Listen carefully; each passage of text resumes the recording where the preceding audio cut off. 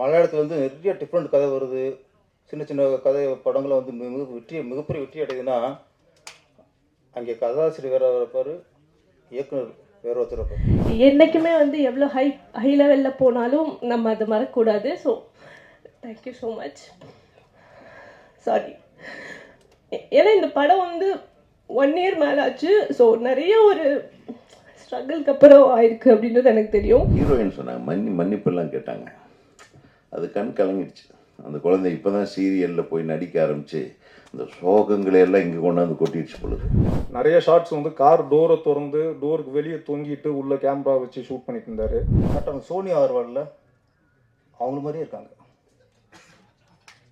அவங்க தங்கச்சி மாதிரியே இருக்காங்க. சோனியா அகர்வால் வந்து ஒரே படத்தில் மிகப்பெரிய ஹீரோனி ஆகிட்டாங்க. என்னோட name Vinupriya. First of all thank you my entire team. என்னை ரொம்ப சேஃப் அண்ட் செக்யூராக பார்த்துக்கிட்டதுக்கு தேங்க்யூண்ணா. தேங்க்யூ. ஆப்பர்ச்சுனிட்டி கொடுத்த ப்ரொடியூசர் முருகன் அண்ணா, தேங்க்யூ அண்ணா. Special thanks to press media people. உங்கள் சப்போர்ட் அண்ட் லவ் எப்போவுமே வேணும். படம் பாருங்கள், கண்டிப்பாக பிடிக்கும். Thank you so much. என்ன பேசுறதுன்னு தெரில, சாரி. தேங்க்யூ, பாய். இந்த படத்தில் எனக்கு ஆப்பர்ச்சுனிட்டி கொடுத்தது வந்து அண்ணா தான். ஆக்சுவலி இவர் எனக்கு உண்மையாகவே பிரதர். முருகனை நான் வந்து இந்த படத்துக்குன்னு இல்லை, எனக்கு அதுக்கு முன்னாடி ஒரு 2 இயர்ஸ் முன்னாடி இருந்தே அண்ணாவை எனக்கு தெரியும். ஸோ அண்ணா வந்து இந்த படத்துக்காக ரொம்ப கஷ்டப்பட்டிருக்காரு. நான் வந்து அதை பார்த்துருக்கேன். ஷூட்டிங் ஸ்பாட்டில் ஒரு ஹீரோயினாகவும் இல்லாமல் அவர் எவ்வளோ ஹார்ட் ஒர்க் பண்ணி இந்த படத்தை ரிலீஸ் பண்ண போகிறாரு அப்படின்றது எல்லாமே எனக்கு பர்சனலாக நிறையாவே தெரியும். ப்ரொஃபஷ்னலாக தெரியுறதை விட அண்ணாவோட பர்சனலாகவே எனக்கு அண்ணாவை ரொம்ப தெரியும். அண்ட் இந்த படத்தை வந்து முடிக்கிறதுக்கு எல்லாருமே ரொம்ப ஹார்ட் ஒர்க் போட்டிருக்காங்க. டிரெக்ஷன் டீம்லாம் வந்து நைட் ஃபுல்லாக இது நைட் ஸ்டோரின்றதுனால ஃபுல் மிட் நைட் ஷூட் தான் போச்சு. அதுவும் வின்டரில் தான் போச்சு. அண்ட் எல்லாருமே வந்து ரொம்ப ஹார்ட் ஒர்க் பண்ணியிருக்காங்க இந்த படத்தில். டைரக்ஷன் டீம் ஆகட்டும், ப்ரொடக்ஷன் சைடில். எனக்கு படம் இது ஷூட் பண்ணி ஒன் அண்ட் ஆஃப் இயர் ஆயிடுச்சு. ஸோ வந்து இங்கே நிறையா பேரோட பேர்கள் எனக்கு மறந்துருக்கலாம், ஆனால் எனக்கு எல்லாரோட ஃபேஸ் ஞாபகம் இருக்குது. ஸோ எல்லாருமே இங்கே எல்லாருமே ரொம்ப ஹார்ட் ஒர்க் பண்ணியிருக்காங்க. அண்ட் நிறையா பேர் வந்து ஸ்டேஜில் இல்லை, கீழேயும் இருக்காங்க. ஸோ எல்லாருமே இந்த படத்தில் வந்து ரொம்ப ஹார்ட் ஒர்க் பண்ணியிருக்காங்க. எல்லாருக்கும் என்னோட கங்க்ராச்சுலேஷன்ஸ். அண்ட் முக்கியமாக ஒரு ஆளை பற்றி சொல்லியே ஆகணும், வெற்றி சார். விவேக் சரவணா சொன்ன மாதிரி இந்த படம் வந்து ஒரு டிஃப்ரெண்ட்டான ஒரு எக்ஸ்பெரிமெண்டல் மூவியாக இருக்கும். இது வரைக்கும் சார் அப்படி பார்க்காதவங்க இந்த மூவியில் வந்து அவரை கொஞ்சம் டிஃப்ரெண்ட்டாக பார்க்கலாம். ஸோ அந்த மாதிரி நல்லா பண்ணியிருக்காங்க. ஸோ கேமராமேன் சார் எல்லாருமே வந்து இதில் ஃபுல் எஃபர்ட் போட்டு ஃபுல் மிட் நைட்டில் எல்லோரும் ஹார்ட் ஒர்க் போட்டு இந்த படத்தில் உழைச்சிருக்காங்க. ஸோ எல்லாருக்கும் என்னோடய congratulations. And production manager sir Bala. So சாரும் வந்து நிறைய நைட்லாம் வந்து ஷூட் பண்ணியிருக்கோம், டார்ச்சர் பண்ணியிருக்கோம், அது வேணும் இது வேணும்னு எல்லாமே வந்து மூஞ்சி சொல்லிக்காமல் செஞ்சு கொடுத்துருக்காரு. ஸோ அதுக்கும் ரொம்ப ரொம்ப கங்க்ராச்சுலேஷன்ஸ். அண்ட் வந்து வேறு யாராவது நான் மிஸ் பண்ணியிருந்தேன்னா ஐம் ஸோ சாரி, ஏன்னா எனக்கு நிறையா பேர் தெரியல. ஸோ இந்த படத்தில் ஆப்பர்ச்சுனிட்டி கொடுத்ததுக்காக அண்ணா, முருகன் அண்ணா, ரொம்ப ரொம்ப தேங்க்யூ அண்ணா. என்றைக்குமே வந்து எவ்வளோ ஹை லெவலில் போனாலும் நம்ம அதை மறக்கக்கூடாது. So thank you so much. Sorry, ஏன்னா இந்த படம் வந்து 1 இயர் மேலே ஆச்சு. ஸோ நிறைய ஒரு ஸ்ட்ரகிள்க்கு அப்புறம் ஆயிருக்கு அப்படின்றது எனக்கு தெரியும். நான் டெய்லியும் வந்து பிஸியாக இருப்பேன். ஸோ ஷூட்டிங் 1.5 இயர் ஆச்சு டெலிவிஷனில் போய். பட் நான் கால்லே தான் இருப்பேன், கேட்டுக்கிட்டே இருப்பேன். ஸோ இது ஆக்சுவலி எனக்கு ரொம்ப ஸ்பெஷலான ட்ரீம் மூவி. ஸோ வந்து ஒரு 1.5 இயரோட வெயிட்டிங்க்கு அப்புறம் இந்த படம் இந்த லெவலுக்கு இங்கே வந்திருக்குன்னு நினைக்கும் போது I am so happy. Thank you so much for the opportunity. பகலரியான் ட்ரெய்லர் சாங்ஸ்லாம் பார்த்துருப்பீங்க. இது வந்து முழுக்க ஒரே ஒரு நைட்டில் நடக்கிறது. கிளைமேக்ஸ் ஒரு சீன் மட்டும் நாங்கள் டே டைமில் ஷூட் பண்ணோம். ஸோ இந்த கதையை வந்து ஃபஸ்ட்டு கிஷோர் தான் என்கிட்ட சொன்னார். அவர் தான் என்கிட்ட நரேட் பண்ணார். நரேட் பண்ணும்போதே எனக்கு கதை ரொம்ப பிடிச்சிருந்தது. கண்டிப்பாக இந்த படத்தில் நான் பண்ணுறேன், வேறு யாரெல்லாம் பண்ணுறாங்க அப்படின்னாரு. இனிமேல் தான் பார்த்துட்ருக்கோம் அப்படின்னு சொல்லி தான் ஸ்டார்ட் பண்ணாங்க. ஸோ கிஷோருக்கு முதல்ல என்னை உள்ளே கொண்டு வந்ததுக்கு நன்றி சொல்லிக்கிறேன். டிஓபி அபிலாஷ் யார் டிஓபின்னு கேட்கும்போது இந்த மாதிரி மலையாள படங்கள் நிறையா ஒர்க் பண்ணியிருக்காரு, தமிழுக்கு இதுதான் ஃபஸ்ட் படம் அப்படின்னு சொன்னாங்க. ஒரு டே டைமாக இருந்தால் பரவாயில்ல, டே லைட்டில் நம்ம ஷூட் போயிடலாம். ஃபுல்லாகவே நைட் ஷூட்டு, அதுவும் கார் ஷாட்ஸ்லாம் நிறைய இருக்குது. சின்ன சின்ன லைட்லாம் மாட்டணும், இருக்கிற பட்ஜெட்லாம் அவங்க சீக்கிரம் பண்ணுவாங்களா அப்படின்னு யோசிச்சுட்டு இருந்தேன். பட் ஃபஸ்ட் நாளே தெரிஞ்சிடுச்சு இது பயங்கரமான டீமு, நம்ம நினைக்கிற மாதிரி டீம் கிடையாது அப்படின்னு சொல்லி தெரிஞ்சிச்சு. நிறைய ஷார்ட்ஸ் வந்து கார் டோரை திறந்து டோருக்கு வெளியே தொங்கிட்டு உள்ள கேமரா வச்சு ஷூட் பண்ணிட்டு இருந்தார். ஸோ அபிலாஷ், கண்டிப்பாக இந்த படத்துக்கு அப்புறம் நீங்கள் ரொம்ப நல்லா பெரிய லெவலில் பேசப்படுவீங்க. அதே மாதிரி டப்பிங் முடிச்சதுக்கப்புறம் ஒரு நம்பிக்கை இருக்கும், ஓகே இந்த படம் வந்து நல்லா வந்திருக்கு, மியூசிக் பண்ண அப்புறம் பார்ப்போம் அப்படின்னு சொல்லி. ஸோ ஃபைனல் அவுட் மியூசிக்கோட பார்க்கும்போது அந்த நம்பிக்கை வந்து டபுள் ஆச்சு எனக்கு. ஏன்னா அந்த நிறைய கூஸ்பம் மூமெண்ட்ஸ்லாம் வந்து அவர் மியூசிக்கில் கொடுத்துருந்தாரு விவேக் சாரோ. ஸோ அவருக்கும் ஒரு பெரிய நன்றி. கடைசியாக என் கூட ஒர்க் பண்ண அத்தனை ஆர்டிஸ்ட், அக்ஷயா இருக்கட்டும், தீனானாவாக இருக்கட்டும், நசீரா இருக்கட்டும், அப்புறம் கோபியாக இருக்கட்டும், எல்லாருமே வந்து படத்துக்கு என்ன பட்ஜெட்டு என்ன தேவையோ அதுக்கு ஏற்ற மாதிரி ஒர்க் பண்ணாங்க. எனக்கு இது வேணும் அது வேணும் கேட்டு அங்கே ஸ்பாட்டில் வந்து தொந்தரவு பண்ணல. எல்லாமே நைட் ஷூட்டு, நிறைய கொசுக்கடி, கேரவன்லாம் பெருசாக இல்லை. ஸோ எல்லாருமே வந்து படத்தோட அவுட்கமுக்காக தான் ஒர்க் பண்ணாங்க. ஸோ எல்லாமே சொன்ன மாதிரி ஒரு ஃபேமிலியாக தான் ஒர்க் பண்ணோம். ஸோ எல்லாருக்குமே நன்றி இந்த படத்தில் ஒர்க் பண்ணதுக்கு. கண்ணீருக்கு மதிப்பே இல்லை, அது விலை மதிப்பில்லாது. அதுவும் பெண்களோட கண்ணீர் வந்து அதுக்கு அது மதிப்பு அளவிட முடியாது. அவங்க பேசும்போது அவங்கள மீறி அது ஒரு சோகம் வந்து கண்ணீர் வெளியே வருதுன்னா அது இந்த படத்து மேலே உள்ள வைத்த காதல். இந்த படத்தில் அவங்க கதாநாயகன் லவ் பண்ணவங்க இல்லையோ, இந்த படத்தில் லவ் பண்ணியிருக்காங்க. இந்த படத்தில் ஒரு இன்வால்மெண்ட்டு, இந்த படம் நல்லா வரணும், ரொம்ப நாள் போராடி படம் முடிஞ்சுன்னு நினைக்கிறேன், அந்த ஆதங்கம் அது வந்து எமோஷனாக அவங்க வார்த்தை வராமல் அழுதுருக்காங்க. அதுவே ஏன்னா என்ன சொல்கிறேன்னா, நிறைய ஆடியோ ஃபங்க்ஷனுக்கு கதாநாயகியே வர்றதில்லை, சம்பளம் வாங்குறத முடிஞ்சு வச்சு வர்றதில்லை. இங்கே ஒரு கதாநாயகி வந்து அவங்க கண்ணீரும் வருதுன்னா உண்மையிலே நீங்கள் பெரிய மதிக்கக்கூடிய கதாநாயகி. அப்போ நான் அவங்கள ட்ரெய்லரே ரொம்ப ரொம்ப கவனிச்சு பார்த்துட்டு இருந்தேன். கரெக்டாக அவங்க சோனியா அகர்வாலில் அவங்கள மாதிரியே இருக்காங்க, அவங்க தங்கச்சி மாதிரியே இருக்காங்க. சோனியா அகர்வால் வந்து ஒரே படத்தில் மிகப்பெரிய ஹீரோயினி ஆகிட்டாங்க. அந்த சோனியா அகர்வால் ஃபேஸில் அதில் அழகு என்னென்னா, கண்ணு இல்லை, மூக்கு இல்லை, வாய் இல்லை, அவங்க ஃபேஸில் ஒரு சோகம் இருக்கும், அது அவங்க அழகு. இவங்களுக்கும் இந்த சோகம் இருக்குது ஃபேஸில், அதனால தான் அவங்க கண்ணீர் வந்துடுச்சு, அழுகு வந்துடுச்சு. நீ சோனியா அகர்வால் மாதிரி அவங்கள விட பெரிய அளவில் வெற்றி அடையணும். மோனலிசா, ஆமாம் மோனலிசா, ஆமாம் மோனலிசா வந்து சிரிப்பில் ஒரு சோகம் இருக்கும். ஆமாம், அதே மாதிரி நீங்கள் மோனலிசா மாதிரி உலக புகழ் அடைஞ்சிருக்க. சுப்ரமணியா வந்து நம்மளோட ரொம்ப பெரிய மனசில் இருக்கார் இப்போ. ஆமாம், நீங்கள் உலக புகழ் அடைஞ்சிருக்க. அப்புறம் வெற்றி சார், கதாநாயகன் வெற்றி, அவர் வந்து சினிமாவிலேயே போராடிட்டே இருப்பாங்க ரொம்ப வருஷமாக. இப்போ கவின் நடிகர் ரொம்ப வருஷம் இதிலே இருந்து இன்றைக்கி மிகப்பெரிய வெற்றி அடைஞ்சிட்டாரு. அதே மாதிரி வெற்றி இப்போ வந்து இதுக்குள்ளே இருக்கார். அப்படி என்ன ஸ்பெஷல்னா, அவர் தேர்ந்தெடுக்கிற கதைகள் நான் தொடர்ந்து பார்க்குறேன்.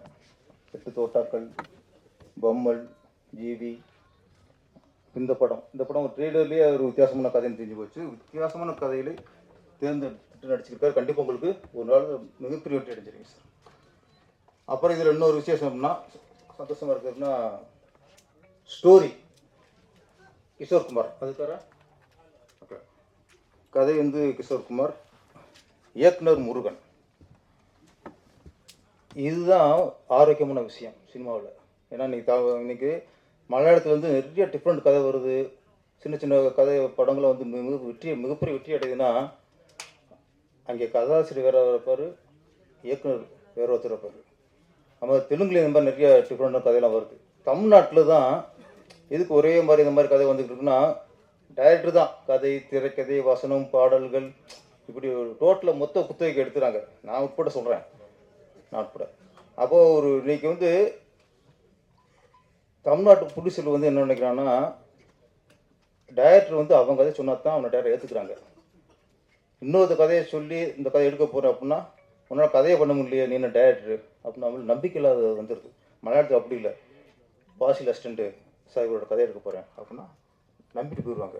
நான் ஜோஷியோட அசிஸ்டண்ட்டு சாஹிபோட இந்த கதை எடுக்க போகிறேன் அப்படின்னா நம்பி படத்தை கொடுத்துருவாங்க. சித்திக் அசிஸ்டண்ட்டு நான் இன்னாரோட கதை எடுக்க போகிறேன் அப்படின்னா நம்பி கொடுத்துருவாங்க. இங்கே அப்படி இல்லை. இங்கே ஒரு புது இயக்குனர் வந்து அவர் கதையை சொன்னால் தான் அவன் மேலே பிடிச்சிருக்கு நம்பிக்கை வருது. அது ரொம்ப காலமாக இங்கே தமிழ் திரையுலகில் அது ஒரு இது இருக்குது. அதனால தான் நிறைய புதுசு புதுசாக இங்கே படங்கள் வர மாட்டேங்குது. அப்போ ஒரு நல்ல கதை, ஒரு அனுபவமுள்ள இயக்குனரை ஒரு தயாரிப்பு நம்பி கொடுக்கும்போது தான் இங்கேயும் மலையாளம் மாதிரி புது புது படைப்புகளாம் வரும். இந்த படம் கதை ஒருத்தர், இயக்குனர் ஒருத்தர், இன்னொன்று இயக்குனரே ப்ரொடியூசர் ஆகிறாருன்னா அந்த கதை மேலே ஒரு நம்பிக்கை இருக்கும். அது ஒன்றும் இருக்குல்ல. ஆசைக்காக இந்த படம் பண்ணியிருக்கவே முடியாது. ஒரு கதை மேலே நம்பிக்கை, இன்னொன்று இயக்குனர் அவரை நிரூபிக்கணும். அவர் நடிச்சிருக்காரு, வெற்றிங்கிற ஒரு நல்ல ஹீரோ நடிச்சிருக்காரு. இது எல்லாம் பார்க்கும்போது கண்டிப்பாக அந்த படம் ஒரு வித்தியாசமான படமாக இருக்கும், வெற்றி படமாக அமையும். நன்றி, வணக்கம். யாருன்னே தெரியாது எனக்கு. திடீர்னு அவர் ஃபோன் பண்ணி வாங்கண்ணே நீங்கள் வரணும், உங்களையும் பேரரசர்னே உங்கள் சங்கத்திலேருந்து நாங்கள் கூப்பிட்ருக்கோன்னாரு. ரெண்டாவது யாருப்பா ஹீரோ, என்ன, நீ யார், எந்த ஊர், ஒன்றுமே தெரியாது. அப்புறம் வச்சுட்டாரு. நான் அந்த நம்பரை மறந்துட்டேன். நீங்கள் மத்தியானம் இருந்து எனக்கு ஒரு உறுத்துதல், ஏதோ ஒரு தம்பி கூப்பிட்டாரே. அப்புறம் உடனே நம்ம சங்கத்துக்கு ஃபோன் அடிச்சுட்டே, ஒரு தம்பி கூப்பிட்டார்றா, முருகன் பேர் சொன்னார், திருப்பி அவர் கூப்பிட சொல்லி எப்படியாவது பொடி. அது என்னைக்கு ஃபங்க்ஷனு, எப்போ ஃபங்க்ஷன்ன்றது கூட எனக்கு தெரியாது. இந்த நமக்கு ஒரு இதை அனுப்பியிருந்தார், அதில் என்னைக்கு டேட்டுன்னே போடல. கரெக்டாக எனக்கு வந்ததில் டேட்டு போடல, டைம் மட்டும் இருந்தது. அதான் அவரே டவுட்டில் இருந்திருப்பார் போல் இருக்கு. உடனே ஃபோன் பண்ணி கேளுன்னா உடனே இன்னைக்கு தான் சொன்னாங்க. அதுக்கப்புறம் திருப்பி தம்பி கூப்பிட்டாரு. இது எதுனா நம்ம அவாய்ட் பண்ணிட்டு போகலாம். பட்டு சினிமாவில் வர்ற ஒவ்வொருத்தரையும் வாழ வைக்கக்கூடியது நம்மளோட கடமை. அந்த சினிமா இல்லைன்னா நம்ம இல்லை. அது யார் வந்தாலும் வரவேற்க நம்ம தயாராக இருக்கிறோன்றதுக்காகத்தான் பேரரசு வந்து அவர் வேறு மாவட்டத்தில் இருந்தார். அந்த மாவட்டத்திலேருந்து, செங்கல்பட்டு மாவட்டத்திலேருந்து அவர் வந்து வர வைக்கிறதுக்கு அவர் காலையிலேயே ஃபோன் அடித்தேன். இந்த மாதிரி ஒன்று, இந்த மாவட்டத்துக்கு எப்போ வர்றீங்கன்னு. சாயந்தரம் வந்துடுறேன் அப்படின்னாரு. சரி, அவர் வர்றது கன்ஃபார்ம் ஆயிடுச்சு. ஸோ ஒவ்வொருத்தரும் இங்கே பேசும்போது குறிப்பிட்டாங்க, இந்த படம் ரொம்ப சிரமப்பட்டு எடுத்திருக்கோம் அப்படின்னு. கண்ணே, இப்போ தெரிஞ்சுக்கங்க, சினிமா சாதாரணமாலாம் எடுக்க முடியாது, சிரமப்பட்டால் தான் எடுக்க முடியும். எடுத்த கடைசியில் ஒரு சிரமம் இருக்கு பாரு மகனே. உலகத்தில் பெத்த தாய்க்கு மட்டும்தான் தெரியும் இந்த பிரசவ வேதனை. அதுக்கு அடுத்தது உனக்கு தெரிய போகுது.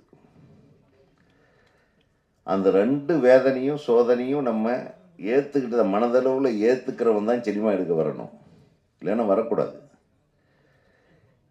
இந்த வேதனையும் சோதனையும் தாண்டி படம் ரிலீஸ் ஆகும்போது நல்லா இல்லைன்னா கிளின்னு கிழிச்சிருவாங்க இவங்க. அது அடுத்த சோதனை. அந்த சோதனையில் நீ ஜெயிச்சாதான் நீ ஒரு நிலையான இடத்தை பிடிக்க முடியும். இது நான் வரும்போது இருந்தது, நீங்கள் வரும்போதும் இருக்கு. இது பொதுவான ஒரு விஷயம். வெற்றி வந்து தேர்ந்தெடுக்கிற கதைகளுடைய விஷயங்களை பார்த்தீங்கன்னா இது ஒரு வித்தியாசமான கதைக்களம். அது டைரக்டர் என்ன பண்ணியிருக்காரு, சினிமாட்டோகிராஃபர் எப்படி பண்ணியிருக்காரு, மியூசிக் டைரக்டர் எப்படி பண்ணியிருக்காருன்றதெல்லாம் இருக்கட்டும். பட் ஒரு ஹீரோவாக அவர் நினச்சா இன்றைக்கி வந்து ஒரு 10 பேர் படம் 10 பேர்த்துக்கு படம் கால் ஷீட் கொடுக்கலாம். பட் இந்த கதையை தேர்வு செஞ்சு அவர் நடிச்சிருக்காருன்னா there is something in it. ஏன்னா அந்த காரில் வர்ற ஒரு பர்ஃபார்மன்ஸ் மட்டுமே போதும். அந்த அக்ஷயா பின்னாடி உட்காந்துட்டு அது இவரை கொஞ்சறதும், இவர் எந்த விஷயத்திலும் அவன் முகபாவனையை மாற்றாமல் எக்ஸலண்ட் பர்ஃபார்ம் பண்ணிட்டு பியூட்டிஃபுல். அப்புறம் ஹீரோயின் சொன்னாங்க, மன்னிப்பெல்லாம் கேட்டாங்க. அது கண் கலங்கிடுச்சு. அந்த குழந்தை இப்போ தான் சீரியலில் போய் நடிக்க ஆரம்பித்து அந்த சோகங்களையெல்லாம் இங்கே கொண்டாந்து கொட்டிடுச்சு போல. சோக சீனில் நடிச்சா மணி, யூ ஆர் ட்ரூலி இன்வால்வ்டு. ரொம்ப நல்லா இருந்தது, ரொம்ப எமோஷ்னலாக இருந்தது உங்கள் ஸ்பீச்சு. நான் அது நினச்சிட்டேன், சரி இது சீரியலில் நடித்தேன் நடிக்க வந்தவுடனே கண் போல கண்ணீர் சரி கண்ணே, அது அழுகிறது நல்லது, அழுகிறத மாதிரி. அதாவது அழுகை என்பது மிகச்சிறந்த மருந்து. மனசுக்குள்ளே இருக்கிற எல்லா துன்ப துயரங்கள் மட்டும் இல்லை, கெட்ட விஷயங்கள்லாம் கண் வழியாக போயிடும். நம்ம பார்க்குறது எத்தனை கெட்ட விஷயங்களை பார்க்குறோம் யூடியூப்பில், அதில் இதில் ரீல்ஸை பார்த்தாவே கண் ரொம்ப கெட்டு போயிடும், மனசும் கெட்டு போயிடும். இன்றைக்கி ரீல்ஸ் பண்ணாத லொல்லுக்கெல்லாம் சினிமா பண்ணுது. இந்த ரீல்ஸுக்கெல்லாம் ஒரு இது கொண்டாடணுங்க, சென்சார் கொண்டாடணும். பயங்கரமாக ஆடுறாங்க. அது வேற பார்த்துட்டே இருக்கணும் வேற தோணுது. திருப்பி அடுத்து இதை விட பெட்டராக வருமானு என்னங்கடா டே, அப்புறம் எங்கே சினிமா ஜெயிக்கும்?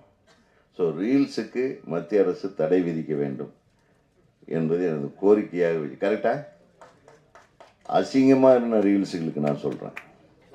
நேற்று வேல்முருகன் எனக்கு ஒரு கேமரா நண்பர் இருக்கார். அவர் முருகனை பற்றி சொன்னார். இந்த மாதிரி ஒரு ஆடியோ ரிலீஸ் இருக்குண்ணே, வரணும், அது ஒரு பகலறியான்னுட்டு. சரின்ட்டு அவர் வேல்முருகன் எனக்கு ரொம்ப நிறைய நெருங்கிய நண்பர் அந்த கேமராமேனு. சரி அவர் சொல்கிறாருன்ட்டு தான் நான் அண்ணன் உதயகுமாரன் சொன்ன மாதிரி அவர் என்னை பார்க்கறதுங்கிறது, நான் என்னை யார் சந்திக்க வந்தாலும் சரவண பவனில் போய் காஃபி வாங்கி கொடுப்பேன், கொடுத்துட்டு தான் நான் பேசுவேன். அதனால் நான் சரவண பவனை வர சொன்னேன். அப்போ இவங்க வந்தாங்க. ஆனால் நேற்று அவங்க தான் எனக்கு வாங்கி தந்தாங்க. அப்படி தான் ஒரு சந்திப்பை ஒழிய என்னை ஒரு சந்திக்கணும்னு இல்லை, ஒரு மரியாதை நிமித்தமாக சந்தித்தார். அப்புறம் அவரை நான் கேட்டேன், நீங்கள் யாருங்க அப்படின்னேன்.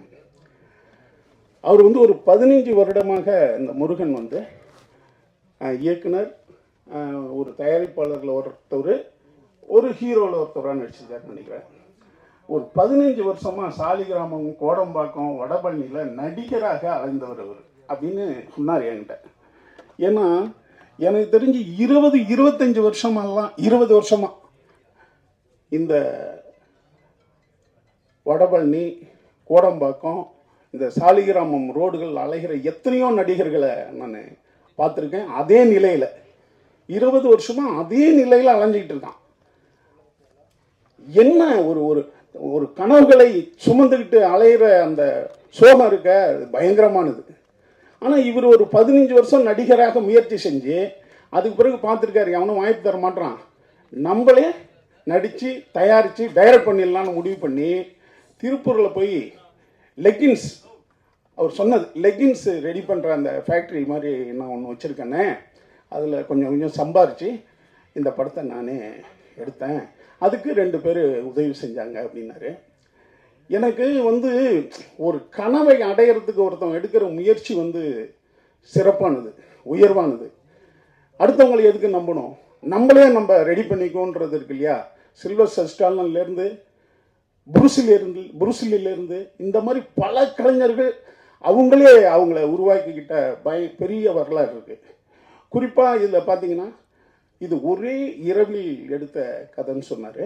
அதுக்கு பிறகு நான் எப்படிப்பா நீ வெற்றியை பிடிச்சேன்னு, ஏன்னா அவர் வெற்றி கொஞ்சம் டிஃப்ரெண்ட்டான படம் தான் பண்ணுறவர். அதுவும் இவர் யார்கிட்டையும் எனக்கு தெரிஞ்சு ஒர்க் பண்ணாமல் இருக்கார். இவர் ஒரு கதையை கன்வின்ஸ் பண்ணியிருக்காருன்னா அந்த கதை பேர் இருக்குது, அந்த ஒரு நல்ல சிறப்பான கதையை வெற்றி தேர்ந்தெடுக்கிறோம் இல்லையா. அப்படி ஒரு சிறந்த கதையை தேர்ந்தெடுத்து அண்ணன் உதயகுமாரன் சொன்ன மாதிரி ஒரு புதிய டீமோட பயணிக்கிற வெற்றிக்கு வாழ்த்துக்கள்.